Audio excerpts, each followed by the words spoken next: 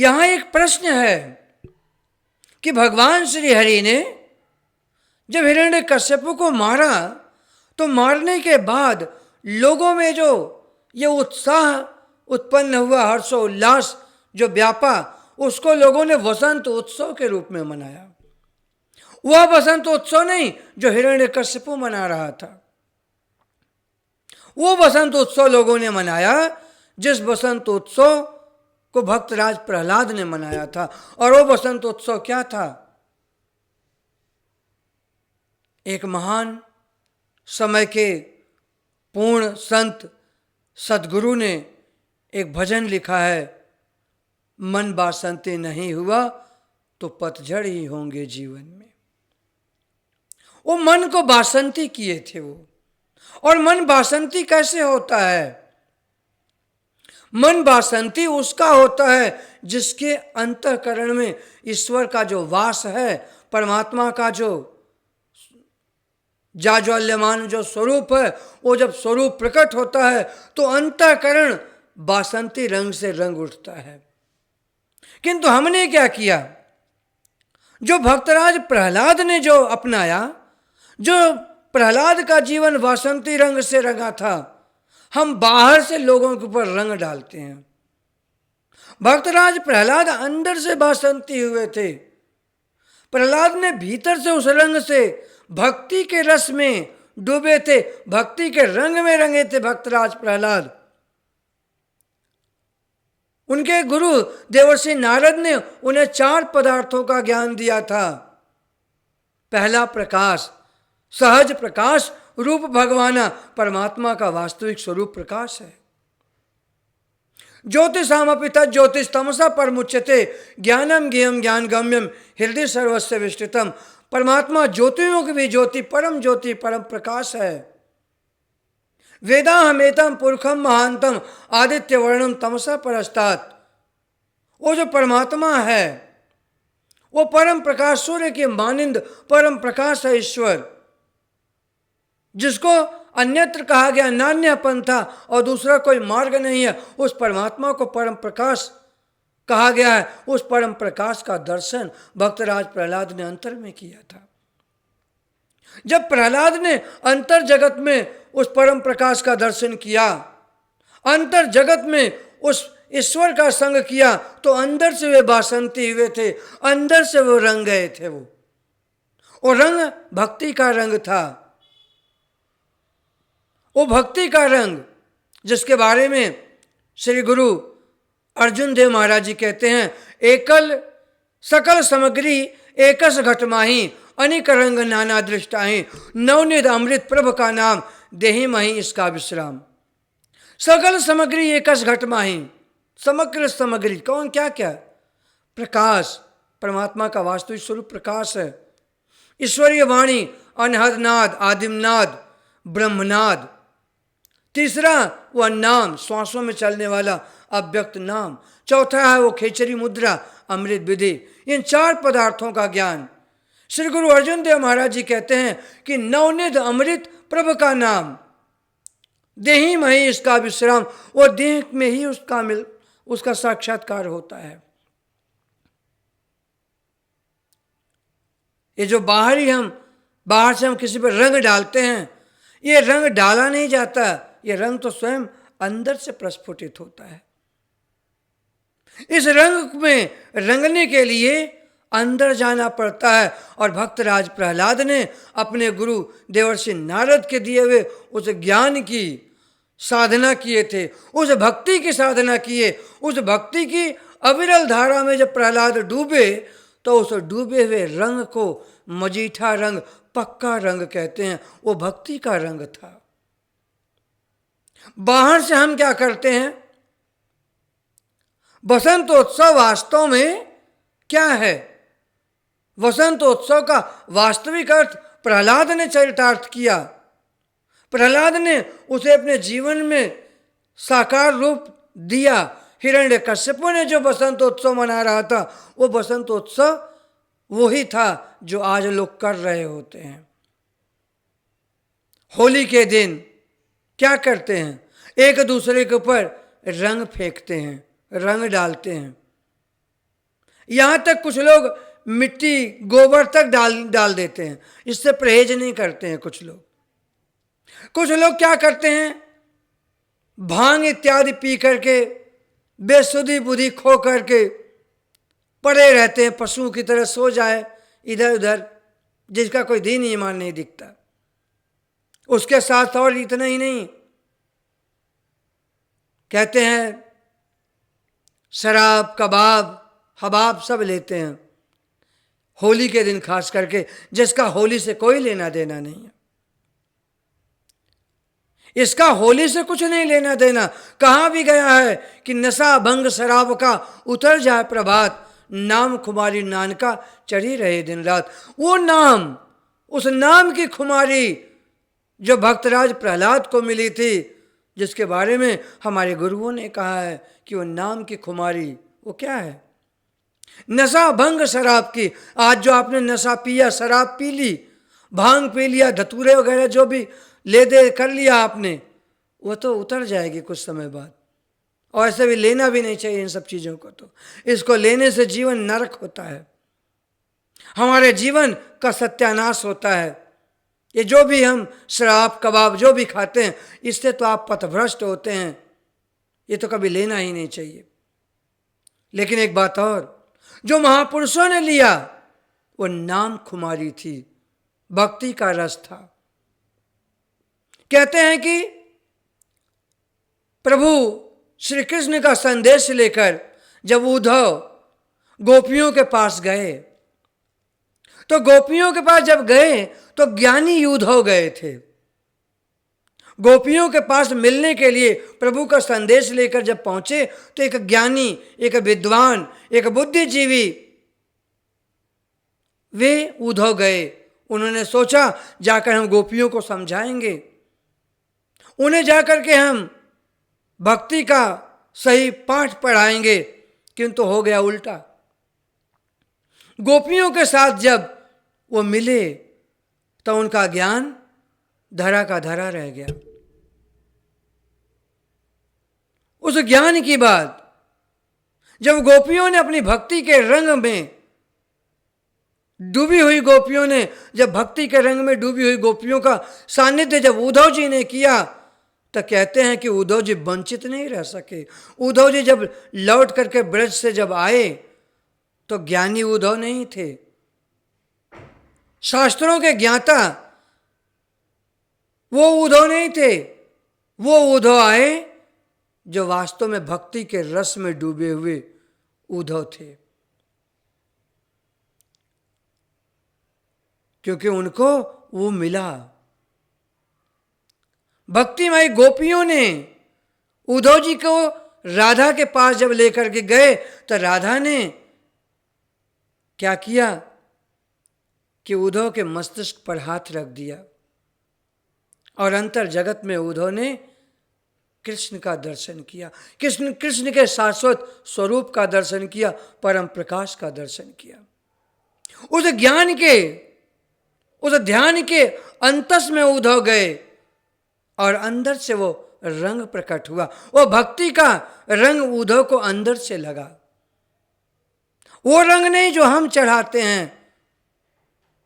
इन रंग को लगाने से, काला पीला नीला अलग अलग तरीके के रंग लगाने से चेहरा, शरीर, वस्त्र बदरंग जरूर दिखते हैं, किंतु इस रंग के द्वारा भक्ति कहीं नहीं दिखती है, बल्कि लोग आपसे रंज से जरूर निकाल डालते हैं।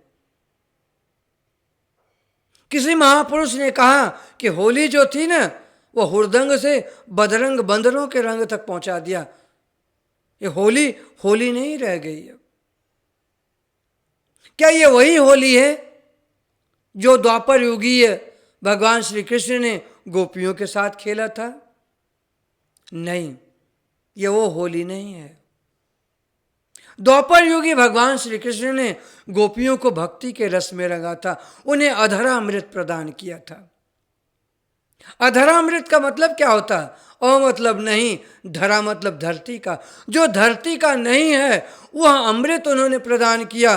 गोपियों ने उस अधरा अमृत के रसा स्वाद में, उस रस में डूब गई थी।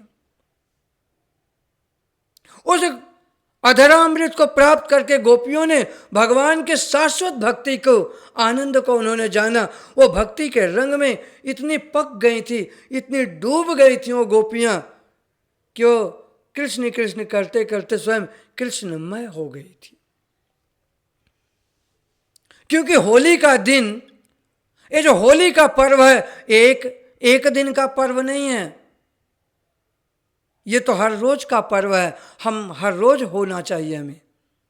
जैसे जैसे एक साधक भगवान की भक्ति करता है, जैसे जैसे साधक ईश्वर के सन्निकट जाता चला जाता है, वैसे वैसे वह ईश्वर के समीप ही तो होता जाता है। जैसे एक एक पगडंडी चढ़कर व्यक्ति ऊंचे से ऊंचाइयों पर चलता चला जाता है, वैसे ही आप एक एक दिन भक्ति करते करते, ध्यान करते करते, प्रभु के रस में डूबते डूबते हमेशा के लिए उसमें विलीन हो जाते हैं। वो परमात्मा की शाश्वत भक्ति है। लेकिन हम आज क्या कर रहे हैं? हम आज भौतिक जगत में होली खेल रहे हैं। हमारी होली की ढंग बड़े निराले हैं। हमें ऐसे होली खेलने की क्या आवश्यकता है जो बाहर से एक दिन के लिए खेली जाए। एक दिन के लिए आप किसी के ऊपर रंग डालें। अरे अगर डालना ही है तो भक्ति के रंग में डालो, भक्ति के रंग में डूब जाओ, हमेशा के लिए एकमिक हो जाओ। बिलग क्यों रहना? एक नदी जो है ना, वो सागर से मिलने के लिए तड़पती है, बेचैन रहती है। वो सागर ही उसका लक्ष्य होता है। वो बहती हुई नदी जब तक उसे सागर नहीं मिलता वो रुकती नहीं है। जिस प्रकार से एक मछली जब वो पानी से निकालकर बाहर छोड़ दी जाती है तो जब तब तक तड़पती रहती जब तक उसको पानी मिल नहीं जाता। भगवत जनों, आदरणीय संत जनों, सत्य को स्वीकार करना होता है। चार पदार्थों का ज्ञान जो गुरु प्रदान करते हैं वे समय के पूर्ण गुरु होते हैं।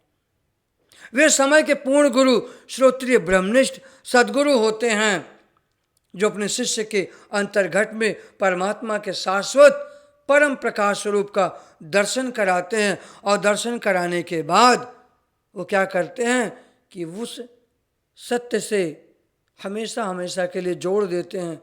परम प्रकाश का दर्शन, अनहद नाद और आदिम नाम, जिसको अव्यक्त अक्षर कहा गया है। अव्यक्तो अक्षर इत्युक्त तमाहु परमांगतिम यम प्राप्य न निवर्तन्ते तद्धाम परमम मम। परमात्मा का अव्यक्त अक्षर एक नाम है जो श्वासों में चल रहा है। उस नाम को जानने की बात की गई है। क्योंकि राम राम सबको कहे, ठग ठाकुर और चोर। राम नाम तो सभी लोग कह रहे होते हैं। एक तोता भी राम राम करता है, क्या उसकी मुक्ति हो जाती है? बिल्कुल नहीं।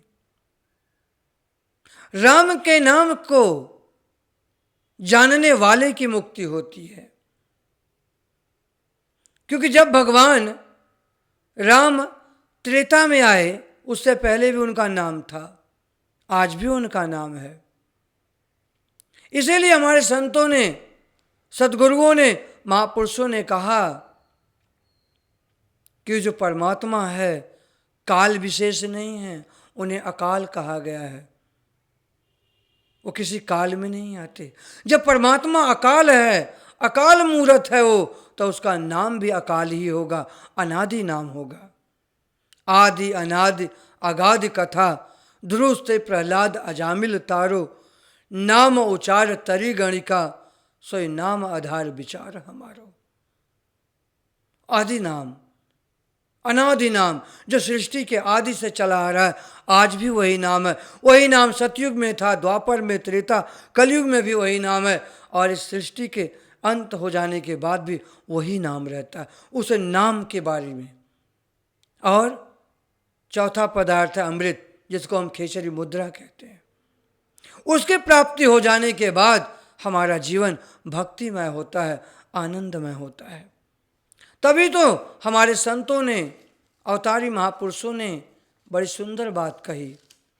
उन्होंने कहा फागुन के दिन 4 होली खेल मनारे।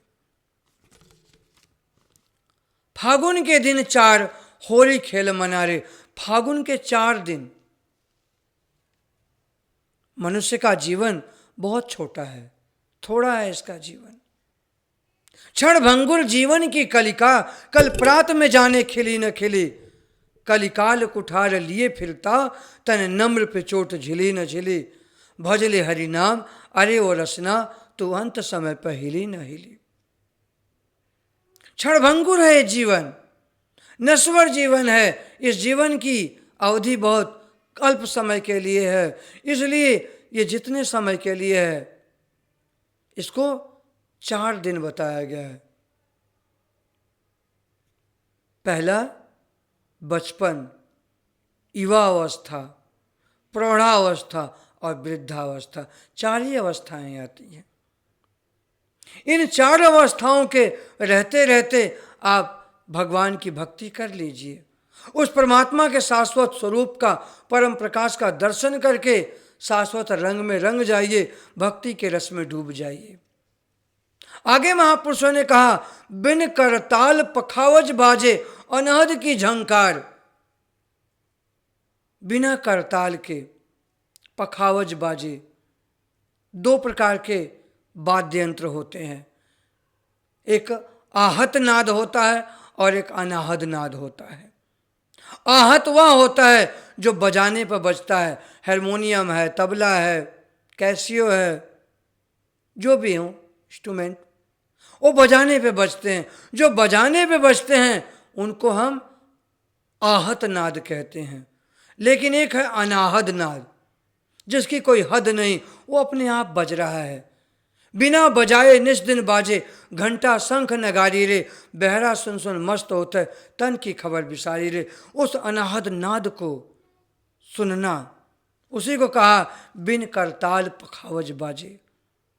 इस शरीर रूपी घट के भीतर वो निरंतर बज रहा है, उसको सुनना, उसको जानना। और आगे उन्होंने कहा कि बिन सुर राग 3600 गावे, रोम रोम रंगसार। जब उस राग को आप सुनेंगे, उस अनहद नाद को जब आप सुनेंगे, तो आपको, क्योंकि 72 प्रकार के नाद का चित्रण है शास्त्र ग्रंथों में, उन 72 प्रकार के नादों में से कुछ नाद मुख्य हैं जिन पर साधक ध्यान केंद्रित करता है। जब ध्यान केंद्रित करता है तो वह स्थूलता से, इस 5 भौतिक देह से वह मुक्त होकर वह सूक्ष्मता में, उस तुर्यातीत स्थिति तक वह ध्यान धारणा समाधि की स्थिति तक वह जाता है। तो उसके बाद क्या होता है? महापुरुष कहते हैं कि शील संतोष की केसर घोले, प्रेम प्रीत पिचकारी, उड़त गुलाल लाल भय अंबर, बरसत रंग अपार। शील संतोष की केसर घोलो। यदि आप किसी के ऊपर रंग डालना ही चाहते हैं ना, तो शील, सच्चरित्र, प्रेम, सौहार्द, संतोष, त्याग, तपस्या, इनकी ऐसे केसर, इसके रंग खोल लो। और प्रेम प्रीत पिचकारी, और प्रेम, समाज को क्या चाहिए आज? नफरत नहीं, वैमनस्य नहीं, द्वेष नहीं, गाली गलौज नहीं, द्वंद्व दुविधाएं नहीं, प्रेम चाहिए। कहते कि ऐसा रंग घोलो जिससे प्रेम प्रीत पिचकारी, प्रेम बढ़े, आपसी भाईचारा, एकता बढ़े। उड़त गुलाल लाल भय अंबर, बरसत रंग अपार। जब ऐसा प्रेम का रंग आप डालेंगे, इस प्रकार का जब अबीर गुलाल जब आप डालोगे, तो उससे क्या होगा कि अपार रंग की वर्षा होगी, अपार रंग। भक्त क्या करता है? कहते कि घर के पट सब खोल दिए हैं, शरीर रूपी घट के पट, घट के पट सब खोल दिए हैं, लोक लाज सब डार, होली खेल मनारे, फागुन के दिन 4। कि जो लोक लाज है, मीराबाई उस वक्त वह मेवाड़ राजघराने से निकली। श्री हरि गिरधारी को उनकी भक्ति करने के लिए जब घूंघट प्रथा थी, किसी का मुख देख पाना बहुत कठिन होता था, वो घूंघट काट कर रखते थे। आज के समाज की तरह नहीं। ऐसे समय में उन्होंने लोक लाज सब विसार दिया, सब छोड़कर वो भक्ति के पथ का अनुगामी बनी, वो भक्ति के पथ की तरफ चल पड़ी और उन्होंने समाज को वह शिक्षा प्रदान की। उन्होंने बताया कि पिय घर आए सोई प्यारी पिय प्यार होली खेल मनारे। जो आपकी जो आत्मा है, जब आत्मा जागृत होती है, जब आत्मा ध्यान की उस गहराइयों में जब जाना आरंभ होती है, तो उससे क्या होता है कि वो परमात्मा की प्यारी बनती है और परमात्मा के प्यार को, ईश्वर के प्यार को प्राप्त करती है। उसके लक्षण क्या हैं? धृति क्षमा दमोस्तयम शौचम इंद्रिय निग्रह धीर विद्या सत्यम अक्रोध दशकम धर्म लक्षणम। जो भगवान की सही मायने में भक्ति कर रहा है, ईश्वर की सच में जो भक्ति करता है या कर रहा है, उसके साथ क्या होता है? उसके साथ यह होता है कि वह, उसके भीतर धृति, धैर्य, क्षमा, करुणा, प्रेम, वात्सल्य, अपरिग्रह, चोरी न करना, बाहर भीतर से पवित्रता, एकता, ये सारे भाव, सारे सद्गुण, सारे प्रेम भरे जो परमात्मा के जो गुण हैं वे प्रकट होते हैं। और इनको प्रकट करने वाले कौन हैं? अंत में कहा, सतगुरु मेरे प्राणों से प्यारे चरण कमल बलिहारी। इनको प्रकट करने वाले मेरे सतगुरु हैं। सर्वश्री बाबा आशुतोष सांबर महाराज जी, सर्वश्री गुरु माँ आशुतोष सांबरी, सर्वश्री आशुतोष महाराज जी हैं। ये रंग वही प्रकट कर सकते हैं, उनके अतिरिक्त और कोई प्रकट नहीं कर सकता। क्योंकि वास्तव में जो सतगुरु हैं वे साकार स्वरूप में परमात्मा ही तो हैं। इसीलिए तो कहा गया, अखंड मंडलाकारम व्याप्तम येन चराचरम तत्पदम दर्शितम येन तस्मै श्री गुरवे नमः। जो अखंड है, चराचर मंडलाकार में जो व्याप्त है, जो सूक्ष्म से अति सूक्ष्म है, उस परमात्मा को साकार स्वरूप में बैठे हुए जो गुरु हैं, संत हैं, सद्गुरु हैं, वे क्या करते हैं? वे जना देते हैं। वो अंतर जगत में वो दिखा देते हैं और उस परमात्मा की भक्ति को हम अंतर में उतर कर प्राप्त कर लेते हैं।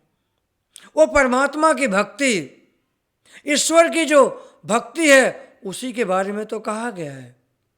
सभी महापुरुषों ने कहा कि वही वो भक्ति है, वही वो शाश्वत सौगात है, वही वो शाश्वत प्रेम है जो साकार स्वरूप गुरु प्रदान करते हैं। साकार स्वरूप गुरु की जब बात आती है तो 3.5 लाख से अधिक रजिस्टर्ड गुरु हैं।